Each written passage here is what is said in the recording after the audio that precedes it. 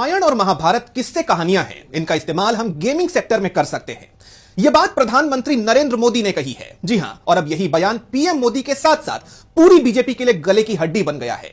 करोड़ों हिंदुओं की आस्था के केंद्र रामायण और महाभारत को पीएम मोदी ने महज किस्से कहानी और माइथोलॉजी करार दे दिया है और अब इस पर विपक्ष और जनता का गुस्सा फूट पड़ा है। लोग पूछ रहे हैं कि कहीं जाने अनजाने में पीएम मोदी अपने मन की बात तो नहीं बोल गए। लेकिन आइए सबसे पहले पीएम मोदी के उस बयान को सुनते हैं। तो हमारी जो कहानियां है, कहानी किस्से हैं, रामायण है, महाभारत है, बहुत कुछ है। क्या हम उसमें गेमिंग की दुनिया में ले जा सकते हैं इन चीजों को?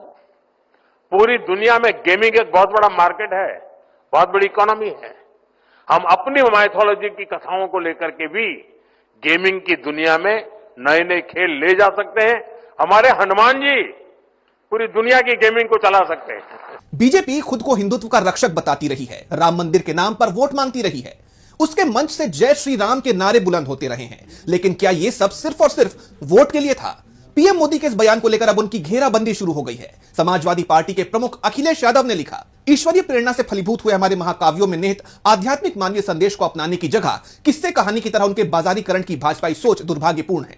हर चीज में पैसा कमाने की गुंजाइश खोजने वाली यह स्वार्थी सोच ही भाजपा और उनके संगी साथियों के नैतिक पतन का कारण है, जिसके कारण हर तरफ भ्रष्टाचार ही भ्रष्टाचार है। यानी अखिलेश यादव का आरोप है कि हर चीज में पैसा कमाने का मौका ढूंढना भाजपा की स्वार्थी सोच का हिस्सा है।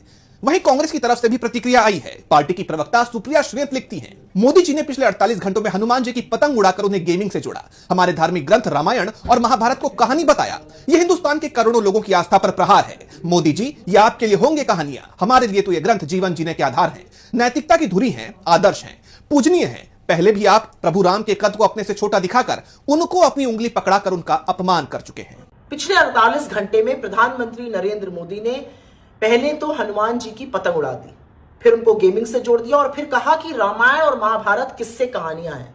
मोदी जी, ये आपके लिए किस्से कहानियां हो सकते हैं, हमारे लिए ये हमारे धार्मिक ग्रंथ हैं, हमारे जीवन का मूल्य है, हमारी नैतिकता की धुरी है, हमारे आदर्श है, हमारे लिए पूजनीय है। आप किस तरह से लोक आस्था पर बार बार प्रहार करते हैं, यह आपका पुराना रिकॉर्ड है। आप ही तो थे जिन्होंने प्रभु राम को अपने से कद में छोटा दिखाकर उनकी उंगली पकड़ के एक फोटो जारी करी थी और उनको मंदिर में प्रवेश कराने का दुस्साहस किया था। सुप्रिया श्वेत ने आगे लिखा कि काशी में तो विकास के नाम पर जितने मंदिर और मूर्तियां आप तुड़वा रहे हैं, वो लोगों की आस्था और विश्वास के सख्त खिलाफ है। कितनी धर्म विरोधी सोच है आपकी। लेकिन आपके चरण चुंबक अब भी चुप रहेंगे जब आप करोड़ों लोगों की आस्था का मखौल उड़ाएंगे। पीएम मोदी के इस बयान को लेकर सोशल मीडिया पर यूजर्स का गुस्सा फूट पड़ा है। इनमें से ही एक यूजर संदीप सिंह ने लिखा, मोदी इज कॉलिंग रामायण महाभारत किस्से कहानी। Mythology Sanatan Dharma has always been a tool of game for him, that's why he keeps playing with Hinduism all the time. Modi Ramayana Mahabharata को किस्से कहानी माइथोलॉजी कह रहे हैं। सनातन धर्म हमेशा से उनके लिए एक गेम का टूल रहा है, इसलिए वो हर समय हिंदू धर्म के साथ खेलते रहते हैं। कहां गए बजरंग दल और आरएसएस और हिंदू रक्षा दल? दरअसल इस पूरे बयान के इर्द गिर्द 4 बातें प्रमुखता से दिखाई देती हैं। पहली, कि पीएम मोदी ने गेमिंग सेक्टर को बढ़ावा देने के लिए रामायण महाभारत के पात्रों को इस्तेमाल करने की वकालत की। पवित्र ग्रंथों के लिए किस्से कहानी और माइथोलॉजी जैसे शब्दों के इस्तेमाल पर विवाद गहराया। विपक्ष ने काशी में विकास के नाम पर तोड़े गए मंदिरों और मूर्तियों का मुद्दा उठाया। विपक्ष का आरोप है कि बीजेपी धर्म को सिर्फ वोट और पैसे कमाने की मशीन समझती है। रामायण और महाभारत जैसे ग्रंथों को माइथोलॉजी कहना भारतीय परिवेश में हमेशा से संवेदनशील रहा है और पीएम मोदी का ऐसा कहना कई सवाल खड़े करता है।